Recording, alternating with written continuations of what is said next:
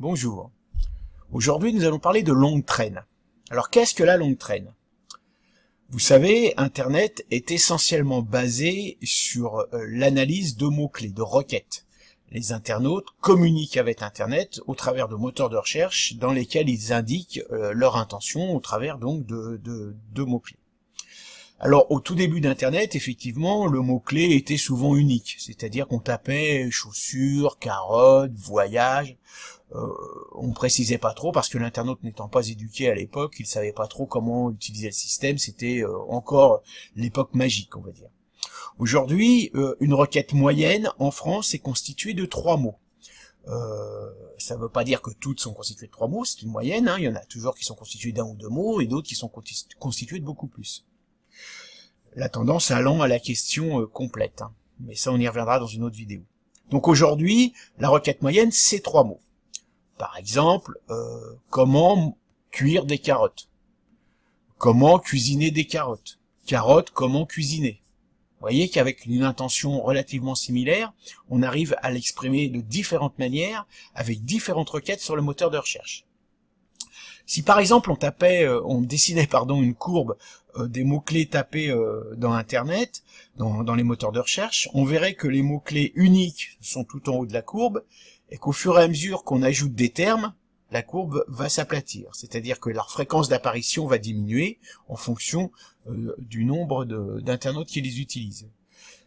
Tout ce qui va se trouver après ce pic de mots-clés souvent fréquemment tapés va s'appeler de la longue traîne. Alors la longue traîne a 2 intérêts. Le premier intérêt de cette longue traîne, c'est que effectivement elle va préciser avec beaucoup d'informations l'intention de l'internaute. Si je tape carotte, je sais pas trop si l'internaute veut savoir connaître la couleur d'une carotte, s'il veut savoir comment les planter, comment les cuisiner, d'où ça vient, etc.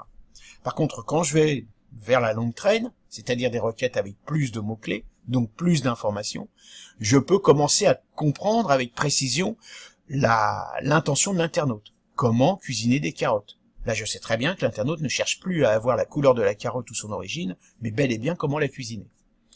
Donc cette longue traîne est extrêmement importante pour pouvoir identifier précisément l'intention de l'internaute.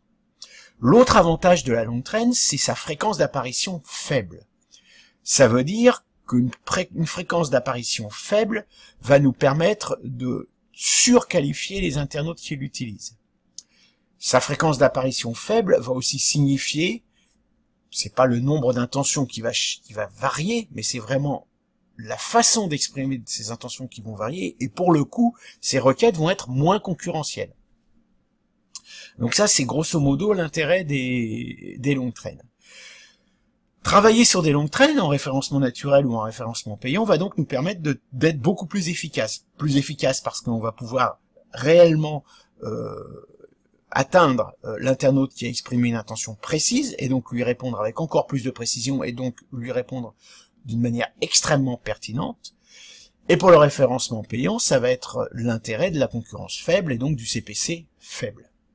Donc voilà pourquoi c'est important, c'est essentiel, c'est quasiment obligatoire de travailler avec les longues traînes. Je dirais même plus, c'est souvent beaucoup plus intéressant de ne travailler qu'avec les longues traînes qu'avec des mots-clés plus génériques qui sont pour le coup, eux, beaucoup plus larges, donc c'est beaucoup plus difficile de répondre avec pertinence et qui sont beaucoup plus concurrentiels et donc qui sont beaucoup plus chers. Le taux de transformation des longues traînes est donc beaucoup plus fort que le taux de transformation des mots plus courts, des requêtes plus courtes. Donc ça c'est important. Si on est capable d'identifier toutes ces longues traînes, et si on est capable d'avoir un taux de transformation très fort, on est donc capable d'avoir une rentabilité sur les campagnes naturelles ou payantes qu'on met en œuvre, bien supérieure à la moyenne d'un travail normal qui s'intéresserait beaucoup plus aux mots-clés génériques que longue traîne. Donc voilà à quoi servent les longues traînes, voilà grosso modo ce que c'est. Je pense que j'écrirai un article un peu plus détaillé sur le sujet parce que c'est vraiment un sujet capital à comprendre pour travailler sur le web. Et puis si vous n'avez pas tout compris, vous me contactez, il n'y a pas de souci, je vous expliquerai ça en long, en large et en travers. Vous pouvez chercher sur internet avec le mot-clé longue traîne, vous trouverez des informations. Et sur ce, moi je vous souhaite une excellente journée.